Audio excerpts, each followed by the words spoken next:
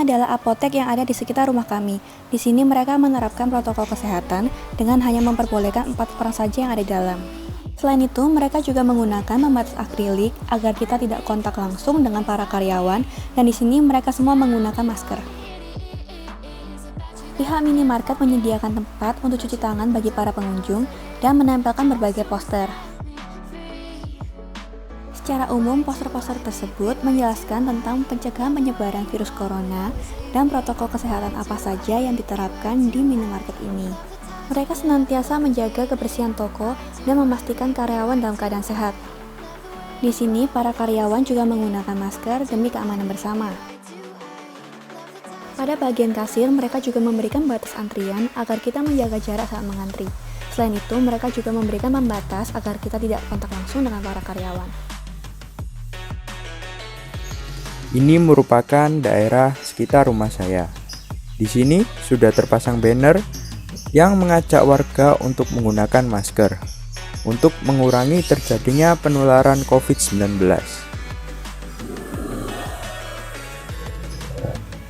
Di sini juga terdapat wastafel yang dapat digunakan warga untuk mencuci tangan. Disertai juga panduan mencuci tangan yang benar.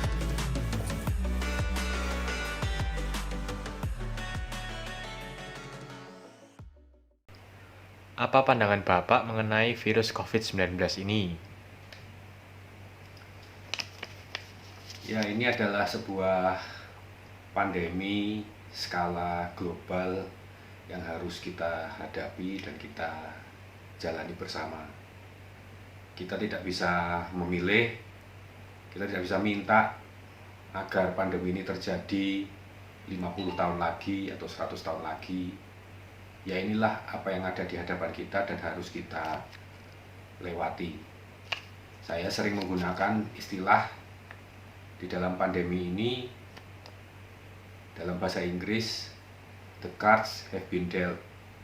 Jadi ibarat kita bermain kartu, kita tidak bisa memilih kartunya supaya yang bagus-bagus yang kita mainkan. Ya, apa yang kita terima itu yang kita mainkan. Sehingga menyikapi ini juga harus seperti itu. Kita harus tekun, sabar, gigih, dan berusaha sekuat tenaga bekerja sama dengan yang lainnya untuk bisa selamat di dalam melewati pandemi ini. Ya, pertanyaan kedua. Selaku Dekan Fakultas Teknik Ubaya, bagaimana cara Ubaya mencegah penyebaran COVID-19 ini? Kita tentu berusaha mengikuti regulasi yang diberikan pemerintah, baik pemerintah pusat maupun pemerintah daerah.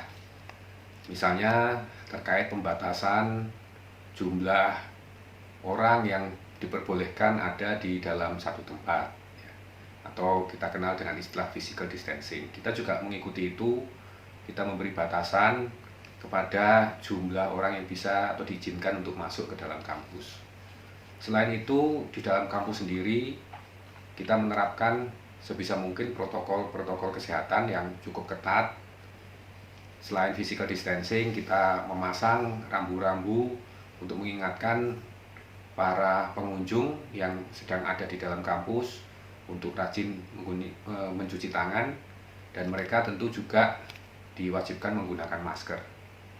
Sebelum masuk ke area juga ada screening yang cukup ketat, baik lewat sistem informasi di MyUbaya maupun oleh petugas security yang akan mendeteksi apakah mereka cukup sehat atau tidak, panas atau tidak suhu badannya.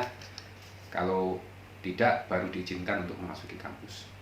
Prinsipnya kita sangat berhati-hati, kita tidak ingin suatu hari Ubaya menjadi salah satu klaster dari COVID-19. Jadi protokol-protokol yang ketat kami terapkan bagi siapapun yang akan masuk ke dalam kampus. Next question. Prosedur apa yang harus dipenuhi jika dosen atau mahasiswa ataupun pegawai ingin masuk ke lingkungan Ubaya? Jadi kita membagi beberapa kelompok, misalnya untuk dosen dan karyawan administrasi yang akan masuk ke lingkungan kampus, mereka pertama wajib mengajukan izin masuk terlebih dahulu di dalam portal My Ubaya. Nah, izin masuk ini ada jumlah kuotanya per fakultas, sehingga apabila jumlah kuota ini sudah terlewati, maka pimpinan fakultas yang berwenang untuk memutuskan apakah mereka tetap akan diizinkan masuk atau tidak. Jadi tentu ini juga memperhatikan urgensi dari para rekan dosen atau karyawan itu yang ingin masuk melebihi kuota. Apabila dianggap tidak urgent, jadi misalnya ingin mengadakan rapat atau pertemuan yang seharusnya bisa diadakan secara online, itu biasanya kami tidak mengizinkan. Kemudian untuk mahasiswa perlu mendapatkan izin dari para ketua program studi masing-masing, karena para kaprodi yang paham kegiatan apa yang akan mereka lakukan. Misalnya apabila mereka melakukan penelitian di laboratorium.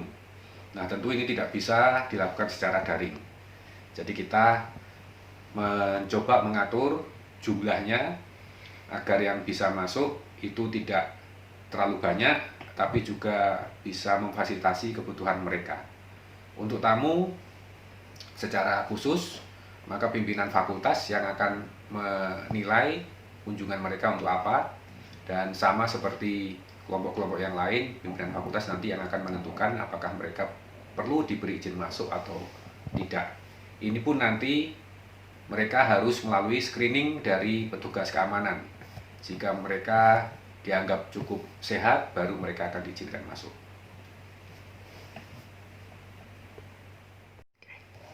Pertanyaan keempat, apa yang akan dilakukan Ubaya jika nanti pandemi ini sudah menurun dan warga Ubaya sudah boleh kembali masuk ke lingkungan Ubaya? Apakah ada prosedur tertentu yang harus dipenuhi juga? Ya, tentu kita akan sangat senang sekali apabila pandemi ini sudah betul-betul dinyatakan berakhir. Namun apabila masih ada keraguan, tentu akan kita usahakan supaya kita tidak menjadikan ini sebagai suatu euforia, kemudian semua dianggap tidak lagi sama seperti kondisi pandemi. Jadi kita mungkin akan berhati-hati dengan secara bertahap mengizinkan jumlah orang untuk masuk ke Ubaya dalam persentase tertentu. Misalnya mungkin di dalam perkuliahan kita akan mencoba dulu dengan sepertiga kapasitas, kemudian 50% kapasitas, kemudian kita tingkatkan lagi sampai kita betul-betul yakin bahwa pandemi ini sudah berakhir dan aktivitas-aktivitas bisa dijalankan dengan normal seperti kondisi sebelumnya. Kita selalu concern pada keselamatan dan kesehatan seluruh warga Ubaya. Apakah peran mahasiswa Fakultas Teknik dalam menghadapi pandemi ini? Sebenarnya peran mahasiswa baik Fakultas Teknik maupun mahasiswa dari fakultas lain kita harapkan bisa memiliki peran yang sama. Jadi menjadi mahasiswa di era COVID-19 tentu seperti mendapatkan satu label dan pengalaman yang berbeda dari mahasiswa pada periode-periode yang lain. Kita mengharapkan kerjasama mereka, misalnya jika semua pembelajaran berlangsung secara daring, kita tentu berharap ini tidak menurunkan kualitas. Nah, tetapi untuk tidak menurunkan kualitas secara keseluruhan butuh kerjasama baik dari dosen pengajar maupun mahasiswa. Mahasiswa perlu punya skill yang khusus yang harus dilatih untuk belajar secara daring, yang tentu akan berbeda dengan pengalaman belajar mereka pada waktu SMA.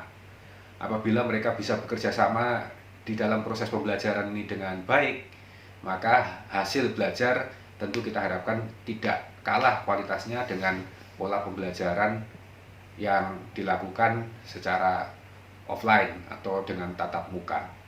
Jadi misalnya nanti dalam pengerjaan tugas, nah tentu peluang untuk bekerja sama akan lebih besar, tapi kita harapkan mahasiswa sadar pada bagian mana mereka harus bekerja secara individual atau mandiri, pada bagian mana mereka harus atau mereka bisa bekerja secara berkelompok. Begitu juga nanti pada saat ujian.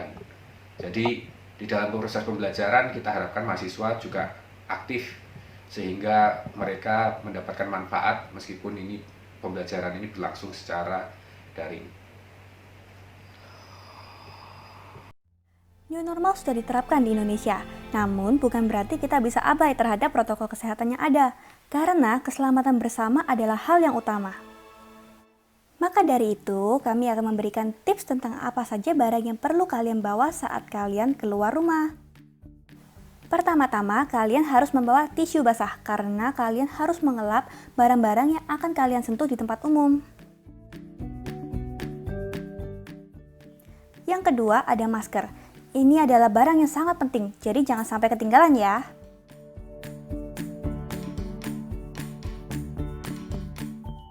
Yang ketiga, selain masker, kalian juga perlu membawa yang namanya face shield.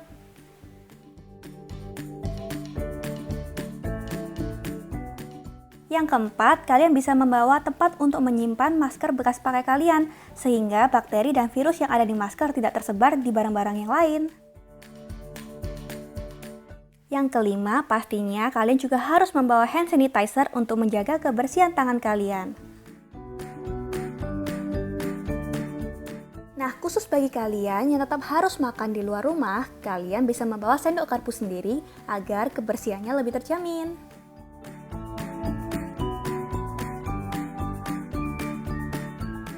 Yang terakhir ada botol minum. Kalian bisa membawa air minum sendiri dari rumah sehingga kebersihannya lebih terjaga.